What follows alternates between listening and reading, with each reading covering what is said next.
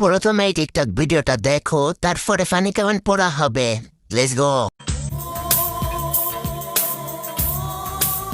জানো ঠাকুরপো, বাথরুমে গিয়ে তোমার উপর খুব রাইগে গেছিলাম আমি। কেন বৌদি? আরে আমি বাথরুমে যাই দেখলাম কি তুমি শ্যাম্পু ফেলাইতে আইছো, তাই দেখে আমি খুব রাইগে গেছিলাম। তারপর আমি শ্যাম্পুটা উঠায় মাথায় দিলাম, দেখি কি ফেনাই হলো না। তারপরে বুঝলাম শ্যাম্পুটা মনে হয় ডেট ফেল হয়ে গেছিল, তার নিকে তুমি ফেলাই দিছো না। হ্যাঁ, ডেট ফেলি হয়ে গেছিল, ওই নিকে না ফেলাই পারলাম না।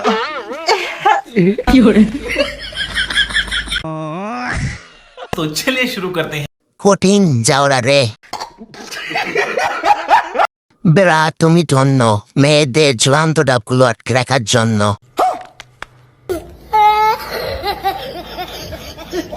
আপু, কখনো কারোর বাজে কথায় কান দিবেন না, কারণ আপনি ভবিষ্যতে ব্র্যান্ডের এমজি হবেন। ধন্যবাদ।